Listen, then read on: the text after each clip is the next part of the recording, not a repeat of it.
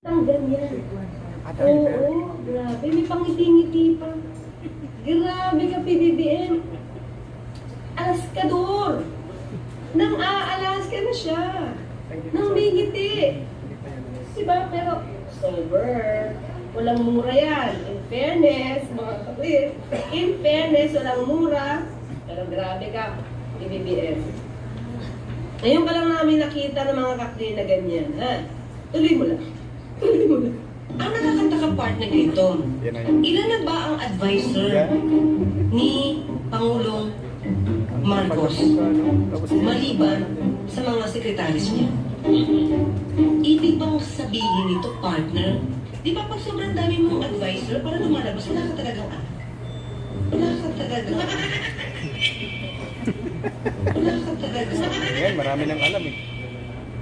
Wala ka talagang Wala alam si BBM. Claim kaso lang sasabi. Diba? Ang dami mong advisor, tapos may secretary ka pa, tapos may lucy ka pa, may ask ka pa and everything. Wala ka talagang alam. So it's so sad na nangyayari ito sa panahon ni PBBM. So I hope, di ba, sana ito, makita ni PBBM. Saka ng korupsyon. Yes, I agree. Ang MIF, oras na makuha niya ang kopya ng bill. Ay, talaga? Eh, siyempre, Eh, teka kasi lang, hindi niya nababasahin? Ipirma na lang siya basta-basta? urgent nga. Urgent. Urgent. Ganon? oo. Tingin mata? Ewan ko lang, siyempre. Babasahin pa yun ng Pangulo bago niya ito pipirmahan. Oo, dapat ganun, partner. Diba? Dapat basahin niya muna, hindi naman pagkabigay sa kanya, pirma na agad. Ano yun? Babasahin pa ba ito? Kasi urgent. Urgent nga. Ay, naku, partner, di ba? Pag binabasa natin itong mga news na to, Oo. bakit pa parang ang nangyayari ngayon, partner, especially itong sa mga lawmakers natin, parang sila yung nagiging lawbreaker.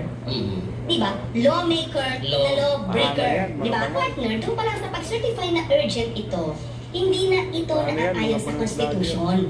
Kasi mag-certify ka lang as urgent at pwede madaliin.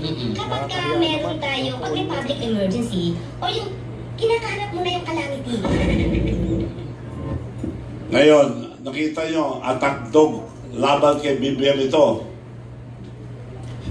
After 13 days lang, yung last na banat niya kay BBM, after 13 days, Claire Castro was appointed USEC of the Presidential Commission Communication Office with a budget of 2.4 billion. Nagbago na. Attack dog pa rin, pero tuta na ni Marcos. Ang pagsasampa po ng Kaya kaso ay naman hindi mga- po optics na. Kailangan po talaga ng ebidensya. Hindi po ibig sabihin kapag siya ay dinamay, at alam po natin, at alam din po ng Pangulo na siya ay walang kinalaman dito, at siya pa po mismo ang nagsimula ng pag-iimbestiga ng mga anomalyang flood control projects, hindi po siya nababahala dahil alam po niya katotohanan at kami po mismo ang magbibigay sa inyo ng mga detalye para malaman po ninyo ang mga sinasabi ni Saldico ay pawang akang-isip namin.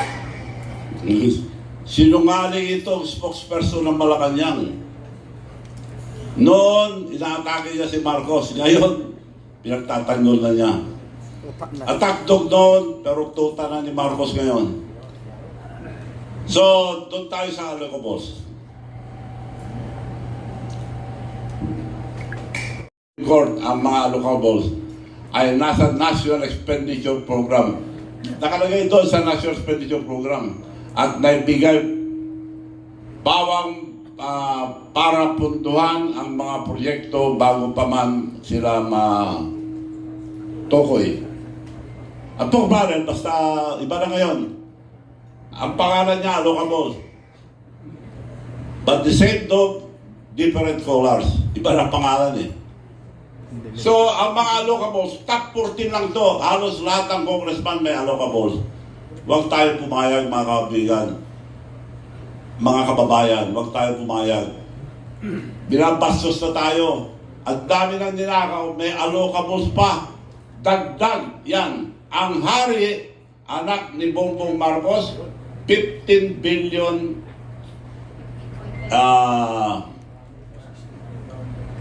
15 billion plus. Almost 16 billion. Number 2, Martin Romualdez. Wala nang hiya-hiya yan. Nakalagay, nakarecord sa NEP yan. Pinirma pa rin ni Bongbong Marcos. So wala na, hindi na tamang pag-iisip nito. So itong ibig sabihin nito, dagdag lang sa mga nanakaw na pera na ginawa ng isang pork barrel. Pinalitan lang pangalan. So itong top 14, sila nakakaalam ang mga anomalya na nangyayari sa gobyerno ito. Pagka sila nakakaalam, nakakaboy, binibigyan malaki. So top 14 lang ito Dagdag lang ito sa mga pera na nakuha nila sa gobyerno. Kaya walang konsensya itong gobyerno ito. PhilHealth zero. Dinakaw nila lahat. Kinuha. Tao per bayan. Yung PDIC na insurance sa mga bangko. So kung may mangyari, kawawa ang ating bansa. So maliwanag, mga kababayan, na linuloko na tayo itong namumuno na tuliro na dahil nagdudruga. Puro pagdanakaw sa kabayan ng bayan. Bukod pa ito sa insertion, ang program funds, ayuda, bakit daw na ang papundo sakalang hahanap ng items sa NEP. Mahanap sa NEP ang mga ito na nasa NEP. So,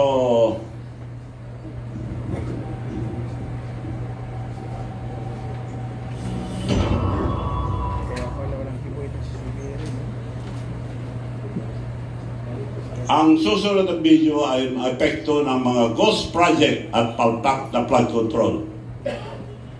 Epekto ng ghost project at palpak na flood control.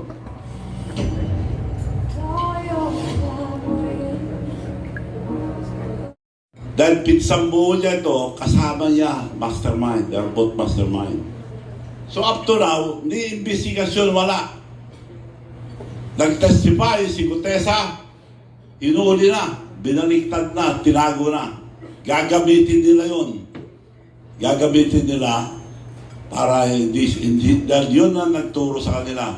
So si Gutesa, nakatago na kay Martin Romualdez at plano nilang gamitin pag pinahal sila sa ombudsman. Pero walang kwentang ombudsman dahil ganun na rin. Start with Martin Romualdez. Wala, Because justice only matters if it reaches your own family.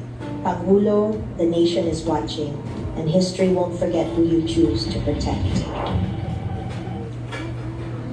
The nation is watching, history won't forget.